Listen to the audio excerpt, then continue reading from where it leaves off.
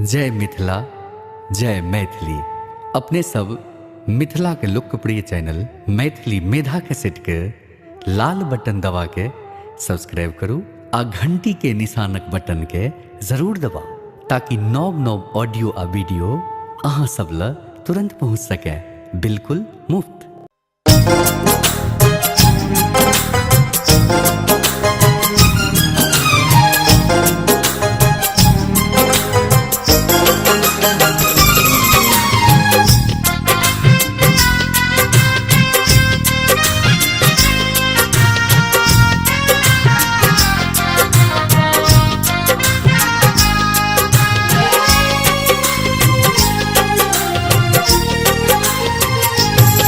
ना छुट्टी लगे अभियो मकाम गई नौकरी है रान पर करई है। छुट्टी लगे अभियो मकाम गई नौकरी है रान पर करई है। बात नहीं बुझैया कियो याद पर अबैया, बात नहीं बुझैया कियो याद पर अबैया। को ना छुट्टी लगे को ना छुट्टी लगे अभियो मकाम गई नौकरी है रान पर करई है। छुट्टी लगे अभियो मकाम गई नौकरी है रान पर करई है।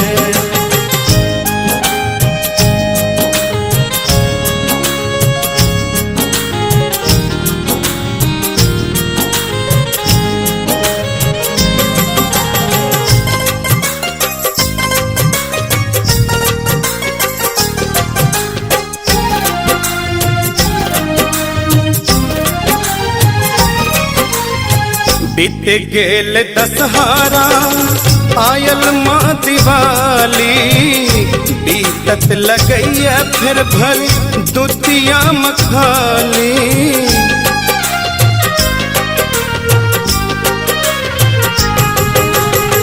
बीत गेल दशहरा आयल माँ दिवाली, बीतत लगैया फिर भर दुतिया मखाली। दोनों बहिने में बसे माँ परान गई नौकरी है रान पर करई है। छुट्टी लगे अभियो मकाम गई नौकरी है रान पर करई है।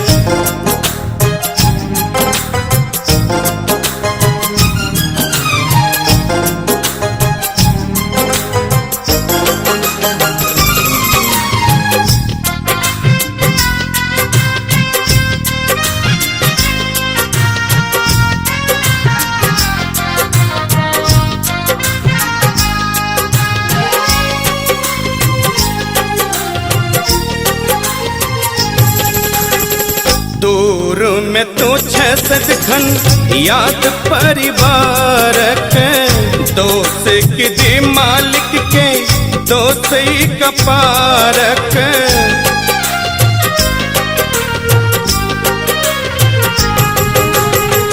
दूर में तो छह सदखन याद परिवार के, दोस्त की दी मालिक के दोस्त ही कपार के।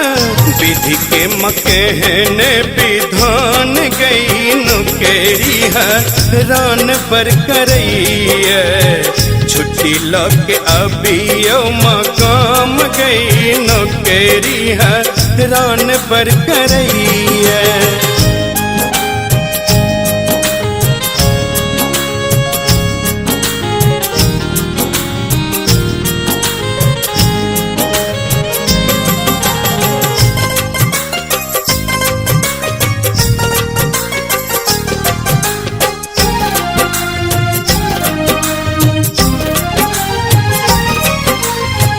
अरे जी लगे लो सोने हे तेस कार माँ, छोड़ देबे हम हो करी है होली के इंतजार माँ।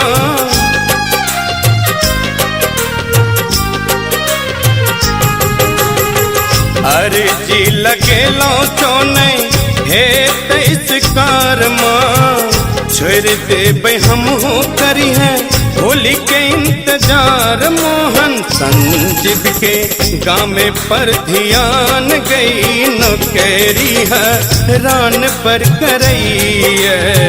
छुट्टी लगे अभी मकाम गई नौकरी है रान पर करैया।